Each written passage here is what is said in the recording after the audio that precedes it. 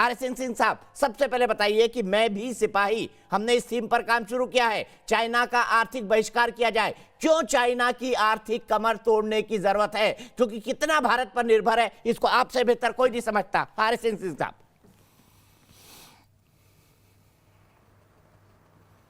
देखिए सबसे बड़ी हमने गलती जो शुरुआत में की थी वो था कि हमने ये जो एक नया इंडिपेंडेंट फ्लेजलिंग स्टेट, आपने ये तय नहीं किया कि आपका जो राष्ट्र का निर्माण है वो किस बुनियाद पे होगा। तो आपने पूरी खूनी विचारधाराएं जो थी, ये कम्युनिज्म और सोशलिज्म, ये हमारे पूर्वज नहीं जानते थे इनको। ये जितने कम्युनिस्ट हैं ना, इनके पूछे इनके जो बैठे हुए हैं, इनके पूछे इनके बाप दादे नहीं जानते थे ये सब सोशलिज्म और कम्युनिज्म क्या होता है। इसको हमने पहले इज्जत दिया, फिर इज्जत देके हम इन्होंने अपने ज़मीन पर हमने इनसे कब्जा करवाया, और उसके बाद से ज़मीन से कब्जा करवाने के बाद उनसे नक्सलिज्म यहाँ पे लाया।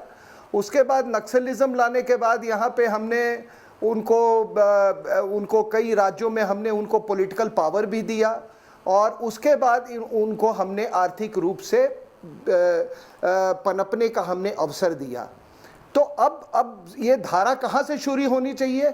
आप बिल्कुल सही बोलते हैं, धारा अब उल्टी बहनी चाहिए।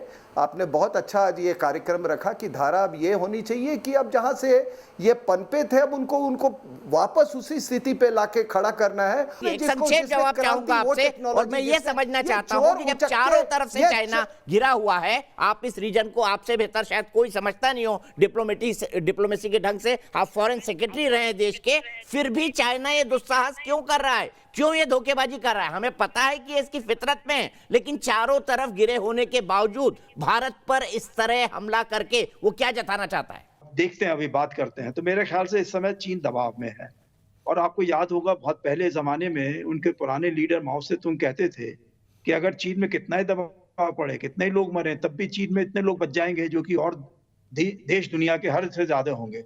तो एक तरीके से मैं कहूंगा कि उनके एक पुरानी आदत रही है चाइनीज कम्युनिस्ट की कि अगर दबाव में होते हैं तो वो और ज्यादा तेजी से रैशली काम करना चाहते हैं। मुझे लगता ये है कि जिस तरीके से उन्होंने अपने जो एग्रीमेंट्स भारत के साथ में हुए, मिलिट्री लेवल पे हुए, उसको पीछे हटे। दूसरा, आप जो है नया वो अपने क्लेम कर रहे हैं कि गलवान वैली पूरी हमारी है। तो मेरे ख्याल से मैं मानूंगा ये, और उनके जो कुछ डिप्लोमेट्स कह रहे हैं कि पाकिस्तान और नेपाल वो भी हमारे साथ जुड़ जाएंगे। तो ऐसा लगता है कि चीन जो है अपने नए फ्रंट्स खोलने में तैयार है।